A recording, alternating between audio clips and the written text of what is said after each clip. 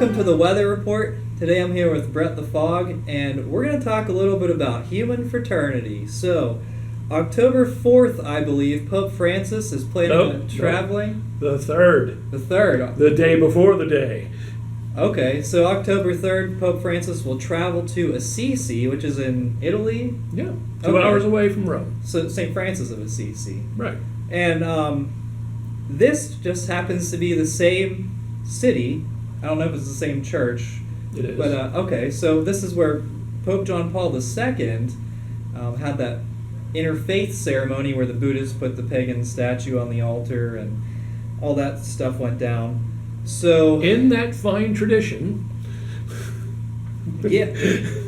yeah, and so in the spirit of Assisi, Pope Francis will be traveling there and releasing this encyclical on human fraternity, which we mentioned not too long ago. So Brett, do you have any additional information on this, or do you have any reaction? Well, there's just a little bit of information that came out that was released by the Vatican. It will be signed on October 3rd. Now, October 4th is the feast of St. Francis. It's going to be called in Italian Fratelli Tutti, all brothers. It will focus on the theme of human fraternity and social friendship. He'll offer a mass at the tomb of St. Francis in Assisi privately at 3 p.m. That's the facts that I have so far. They're dribbling them out little by little.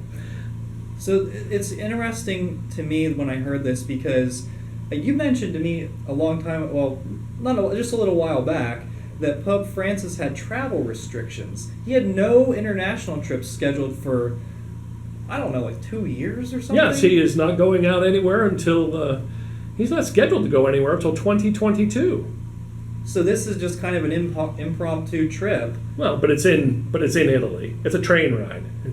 Well, still though. I mean, Malta was the only trip he had, and that was outside of Italy. Yes, that was just a little plane hop. Oh yeah, but he's not even getting on a plane for this one. He is restricted. This is as far as I say that I don't know, but they have it pretty locked down. But he's not going anywhere. And he says he is. The rumor is that he's not going anywhere until there's a coronavirus vaccine. Is that true? I don't know.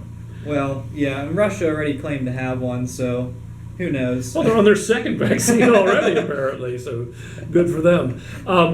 As far as my reaction, if you'll remember long ago, last October 4th, we had Pachamama introduced to us. What are we going to get this time? Probably something just as fun. That's my guess, but I don't know. And I think many of the viewers will believe that the coronavirus, at least the church shutdown, was a result of the introduction of Pachamama into the Vatican. Will we have works for me? Will we have consequences for this? I mean, we don't know what it's going to be either. That's one thing, is that we can say, okay, human fraternity. We have an idea. We kind of have an idea of what we think it will be. Well, we know that's a Masonic phrase.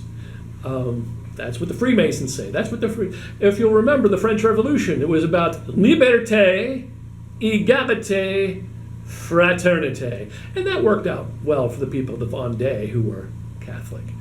Or not so much, but yeah. So the Pope, I don't know, when do we start calling him the captured Pope? He's got a fine new cardinal in China. And that Chinese cardinal is, in Hong Kong, and that Hong Kong cardinal is telling his priest, you better watch the homilies, no politics. So who's pulling Francis's strings? I don't know. Yeah, that's a good question. Until we'll have reaction for the encyclical, but until we find out, we don't really know. I know with one thing, with the Amazon Synod, the release of that document, which was it February or something? I think so. I can't remember. A lot of people were celebrating and said, oh, yeah, married priests. There was a lot of paganism. No, it was in October, because it was in October of last year. Well, the final document was released later. Mm-hmm. A lot of people celebrated because Cardinal Sarah hijacked that. And, we have to be really cautious to not like overreact, and I think we need to read it for what it is. And with the Amazon Synod document, there's a lot of paganism in it, and so I think like don't be too extreme on either side right away, but then just take a look and see what it says, and if it's pagan, then we got to call it out for what it is, because we are the laity. We will not be silent. Nope. And everyone, thank you for watching. Thank you.